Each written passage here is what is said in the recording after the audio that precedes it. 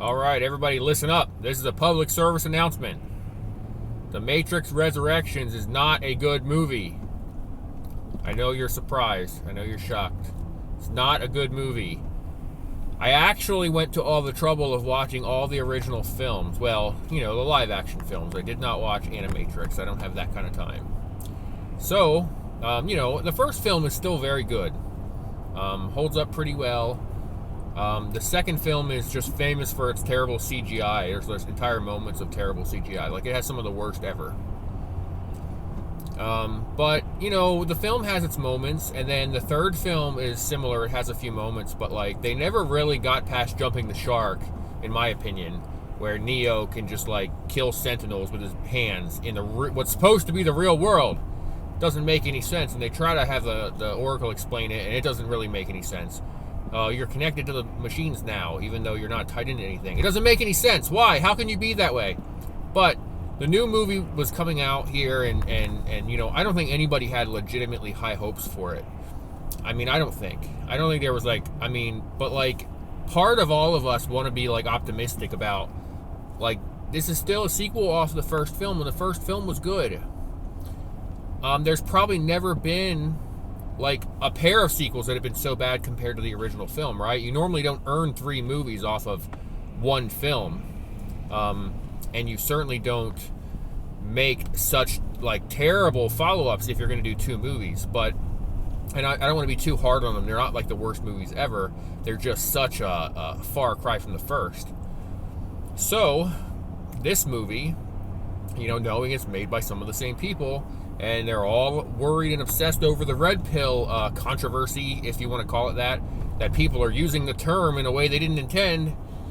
They're all worried about that instead of worried about making a good movie. They literally adjusted the script. According to the writers, we're only going by the people who wrote the film, but according to them, they changed the script or made the script compatible with trying to adjust that and make the red pill situation a little bit less effective. And when I watched the film, I didn't really pick onto that because it is there's no way to really do that.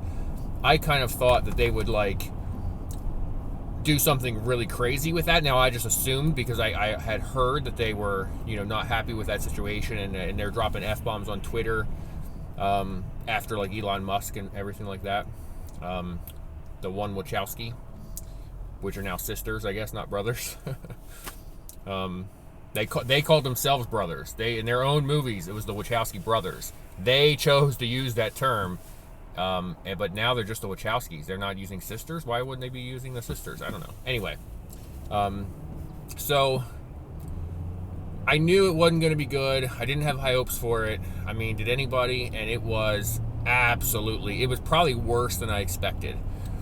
You set the bar so low, sometimes the movie surprises you, or you actually think it's good when it's not because the bar is so low. The bar was still low, and it came out worse. That is saying something. I haven't seen too many good reviews for it, except the fact that, the critics were, over 70% on Rotten Tomatoes or something. But, if you read it, it wasn't, none of the words were good. Nothing was good.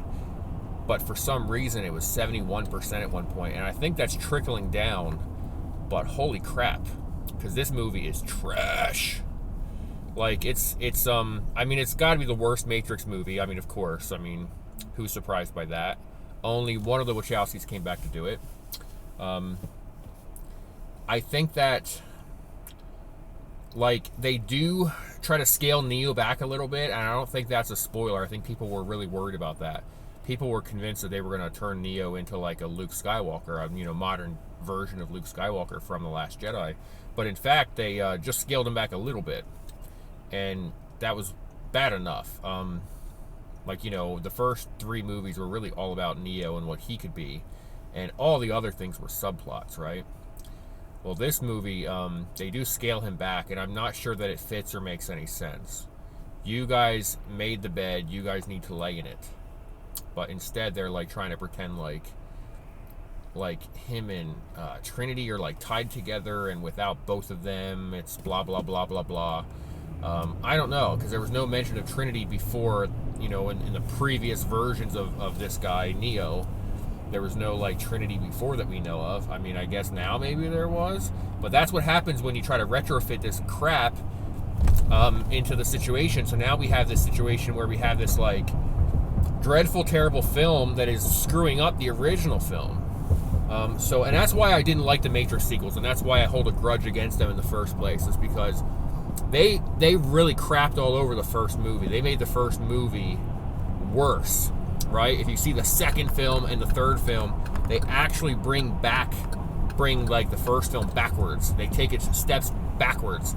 This film is continuing that. It's making it even worse now.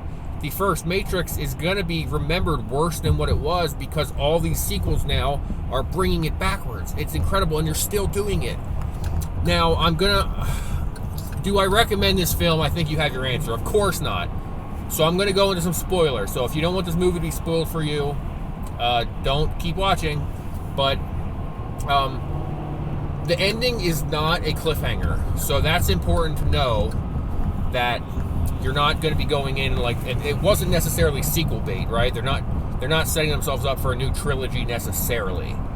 I don't know if this movie's going to make money, so I'm not actually convinced that it's going to be successful enough to draw out another film or two anyway. It certainly was empty when I was there. I was there opening day, and there was like, I don't know, 7 people in the theater total or something like that, including me. Not a lot of people there, and there was only 3 showings during the day, and they were really far apart. So the theater does not expect this to make money. The pre-sales and pre-ticket sales were probably not there, so they didn't give it a lot of showings. It's not looking good money-wise, in my opinion, and you know, I don't want them to not make any money, but it's not looking good money-wise. It's certainly not a good movie. Nobody there is going to go back and see it. Whereas I just saw this Spider-Man sequel. This movie didn't have any of the reactions of the audience when you have, you know, your original people come back, like any kind of nostalgia there. You didn't have any of the big responses from the audience. There was maybe one moment where I heard somebody mumble something, and that was probably because he's like, this is crap, can we leave? I mean, and then at the end of the last Spider-Man, people applauded. And at the end of this, you know, people were on their feet before the credits were rolling, no joke. It's not just me, it's not just other people. This movie sucks, man. And so I want to do a video on the best and worst of the year, and this one just became a contender, and that's why I waited. I could have done that already. I could have assumed that there were not going to be a worse, better, or worse. This one's a contender for worst of the year. And there is another movie I want to see yet before the year's out before I will do that video. But at the end of the year, I want to do best and worst of the year. And I don't know that this one's not going to make the list there, or at least, I mean, it might be number 1. I don't know. I have to think about it. But all right, that's my whole take. Thank you guys for watching. Give this video a like. Smash the subscribe button. And appreciate everything you guys do. Have a good day.